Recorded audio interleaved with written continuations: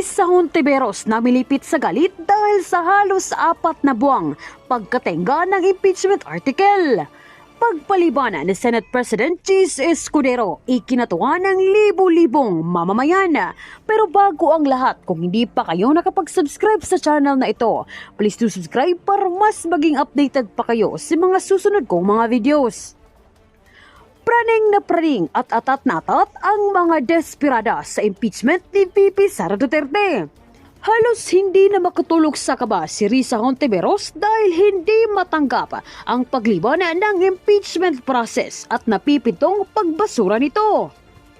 Dahil nga sa kabila ng kanilang buwang-buwang paghihintay at pagkasta ng milyones, mapadali lang ang impeachment article.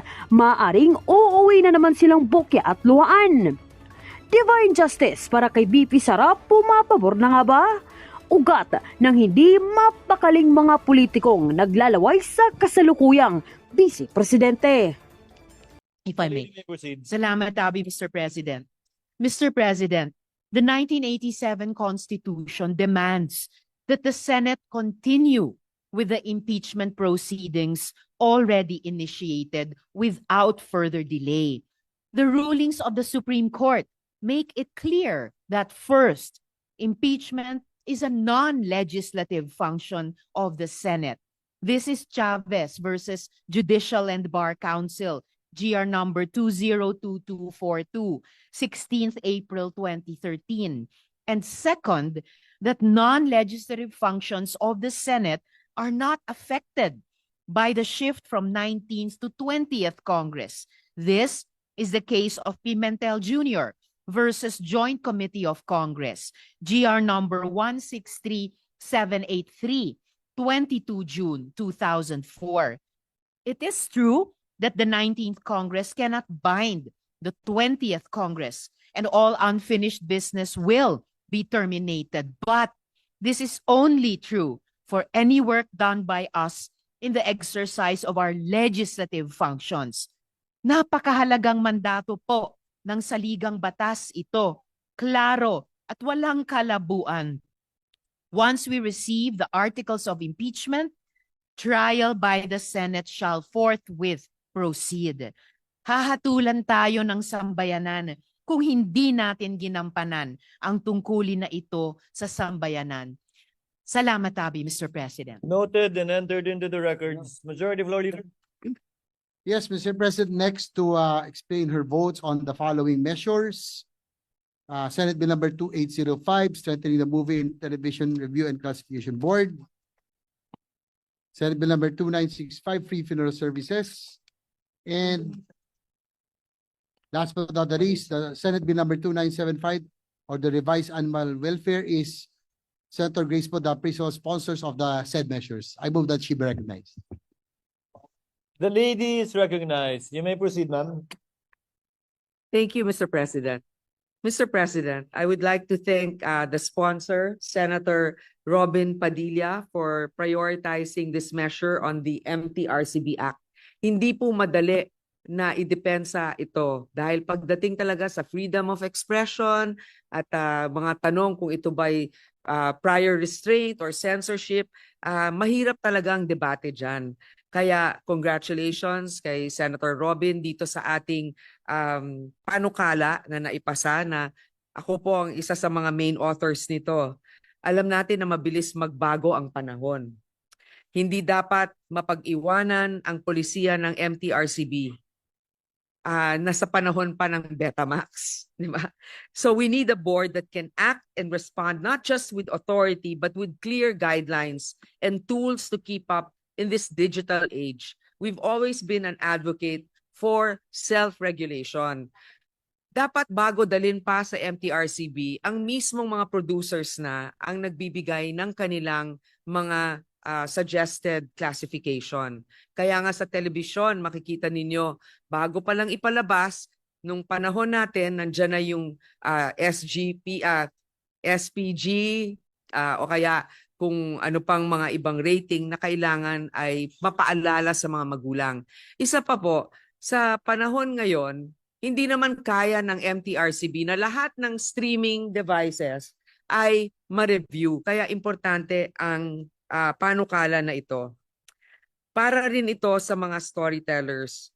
Through this, we will give our filmmakers and content creators the confidence to tell braver, bolder, and more meaningful stories sapagkat alam nila may malinaw at patas na proseso para maabot ng kanilang gawa ang tamang audience. Walang mabibitin na eksena at higit sa lahat, walang manonood na mapapabayaan. I am hence proudly co-sponsoring this measure for a smarter viewing experience, for safer homes, and for a broader telling of our culture stories. Congratulations, Senator Robin. My next manifestation as the main author is for the Free Funeral Services Act. Mr. President, I would like to thank the esteemed sponsor for ably defending this measure, the approval of the Free Funeral Services Act. Thank you, Senator Marcos, for doing so. Simula nung na-file ko ito noong 2016, inabot ng 3 kongreso bago ito napasa. Maraming salamat. Bagamat mabigat ang paksa, tinuturing kong isa sa mga importanteng batas na ating isinulong at na-approve ito sa wakas. Sa hirap ng buhay ngayon, pati ang namatay, mahal na rin. Mamatay ay mahal na rin. Ngayon, isa sa batas natin ang ayuda para sa pagpapalibing.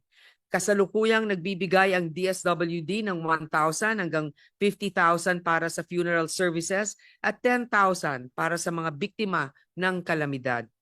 Karapatan ng bawat Pilipino anuman ang estado sa buhay ang isang disenteng burol.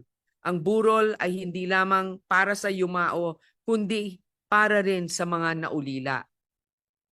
Ang batas na ito ay para sa mga kababayan nating tahimik na nagluluksa. May gobyernong kasama ninyo sa pagdadalamhati. Let us give the dead our last respects and the living the final act of love in saying goodbye. To my colleagues, thank you for recognizing that dignity should not end where life does. Maraming salamat po. And last but not the least, Mr. President, this is a happy bill. Thank you for allowing this, Mr. President, esteemed colleagues, with an overwhelming sense of accomplishment and gratitude. I rise today not just a legislator, but as someone who shares her home and her heart with many alagas and fur babies. Sa ngalan nila, nais kong pasalamatan ang mga kasamahan ko rito sa Senado at sa ngalan ng milyong-milyong hayop na binigyan ninyo ng boses sa pamamagitan ng panukalang ito. I've always believed that the way we treat the voiceless says everything about the kind of society we are building. At ngayong araw, masasabi ko po, sa boto ninyong lahat, binigyan natin sila ng tinig. Marami pong insidente ng kalupitan sa ating mga alaga ang lumalabas sa balita nitong mga nakaraang buwan. Nitong nakaraan lang ay may asong nakita sa viral video na ikinulong sa compartment ng kotse kung saan init na init.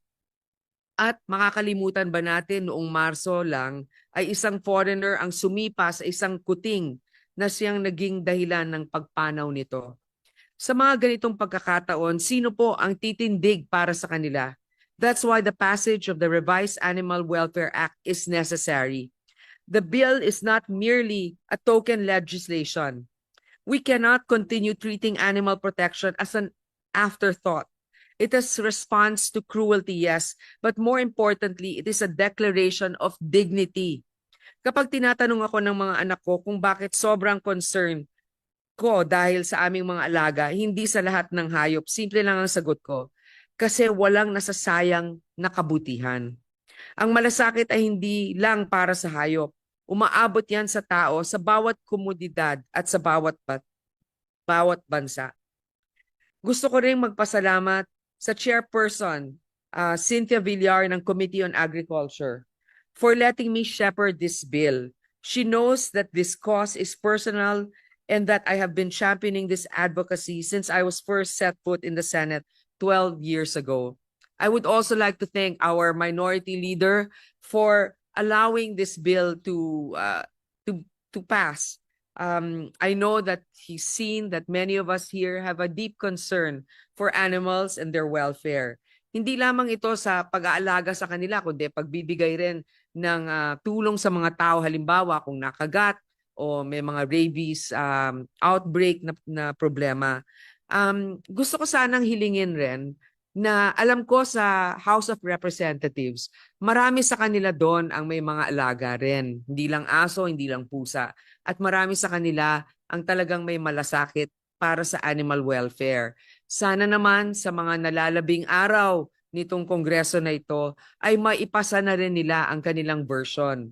Kasi dito sa Senado, ginawa natin ang ating duty na ipasa ito para maproteksyonan ang ating mga alaga.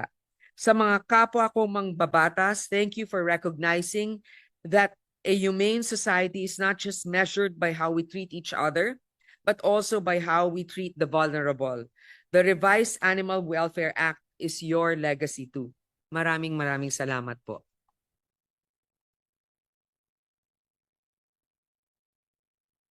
Noted and entered into the records. Thank you, Senator Poe. Majority Floor Leader. Yes, Mr. President, next to give a manifestation and for his explanation of vote on Senate Bill number